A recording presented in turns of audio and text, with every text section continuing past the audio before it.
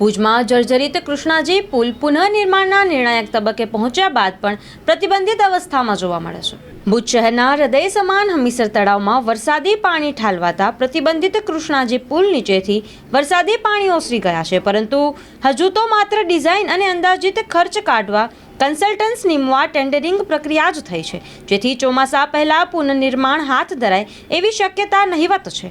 આમ જર્જરિત પુલ પુનઃનિર્માણના નિર્ણાયક તબક્કે પહોંચ્યા બાદ પણ નજીકના સમયમાં શહેરીજનો માટે ખુલ્લો નહીં મુકાય તે નક્કી છે. રાજ્યના જર્જરિત પુલોનો સ્ટેબિલિટી સર્ટિફિકેટ ન મળે ત્યાં સુધી પ્રતિબંધિત રાખવાનો આદેશ થયો હતો, જેમાં મહારાવ મદનસિંહજી સાર્વજનિક પુસ્તકાલય પાસે આવેલા કૃષ્ણાજી પુલનો પણ સમાવેશ થઈ ગયો હતો. ત્યારબાદ દરેક તંત્રોએ સ્ટેબિલિટી સર્ટિફિકેટ આપવામાં ખોખોની રમત શરૂ કરી દીધી હતી, જેથી તોડી પાડી પુનઃનિર્માણ કરવું કે અવરજવર માટે ખુલ્લો રાખવો તે નક્કી ન થતાં લાંબા સમય સુધી અનિર્ણાયક સ્થિતિમાં મુકાઈ ગયો હતો.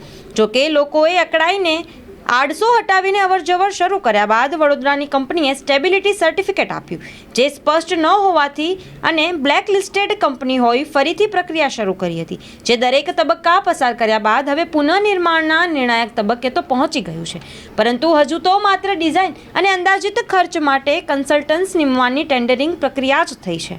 બીજી તરફ માર્ચ માસમાં લોકસભાની ચૂંટણીની તારીખ નક્કી થાય તો આચાર સંહિતામાં સમગ્ર કાર્યવાહી 3 મહિના માટે ટલ્લે ચડી જાય એવી ભીતિ છે. આમ ચોમાસા પહેલા પુનઃનિર્માણ થઈ લોકો માટે ખુલ્લો મુકાય એવી શક્યતા નહિવત છે.